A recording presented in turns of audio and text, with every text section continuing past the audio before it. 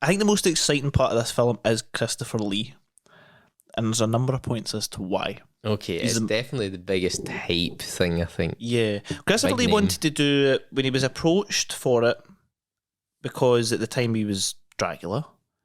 Yes, and he was like, I want to do something else that's no Dracula. And something that a lot of people know is Christopher Lee is cousins with Ian Fleming.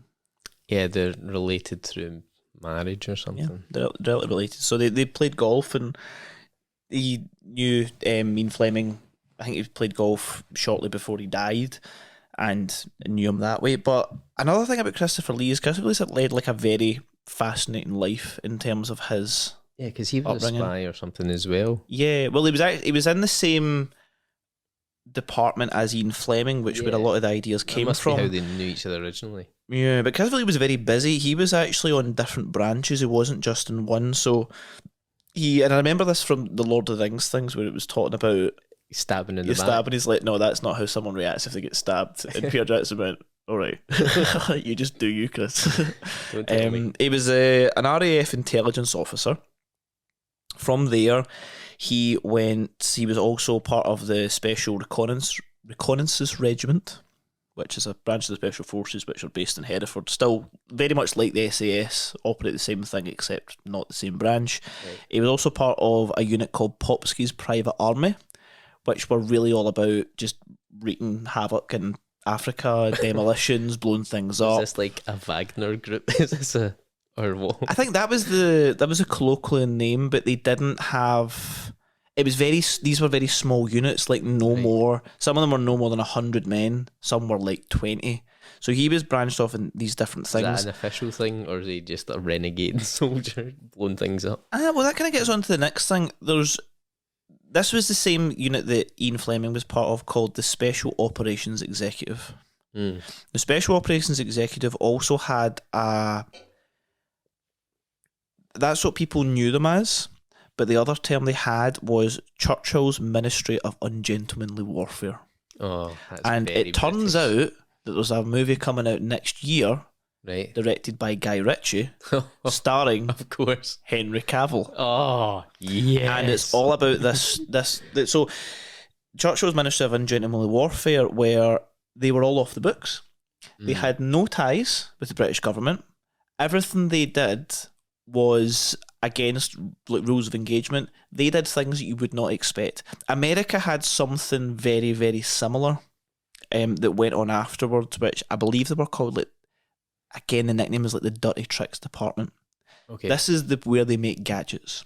This is where they take seemingly innocuous items and make them explode and take them through things. But they plant evidence of crimes for people that they can't kill, they can't get rid of.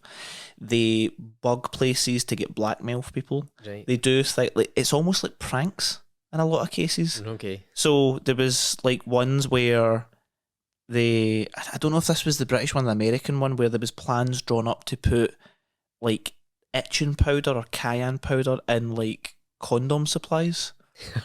Stuff like that. Just silly. They planned, I think it was the American unit planned on dropping pornography over Hitler's estate. Right. Because he hated pornography and they just wanted to enrage him. But they thought psychologically that'll get to him because it'll start to annoy him.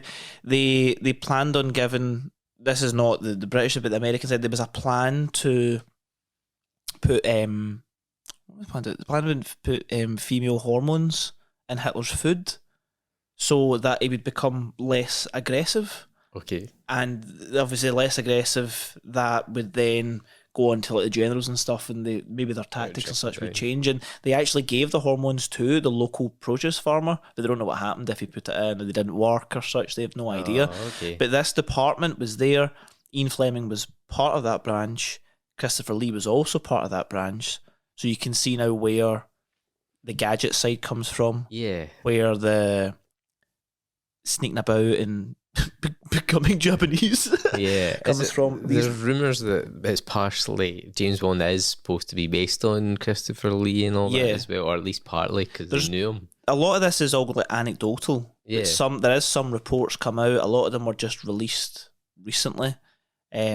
But they made things that other departments couldn't make or weren't allowed to make, but they had no rules. If they were caught or captured, they had no affiliation. They were just they were just jailed.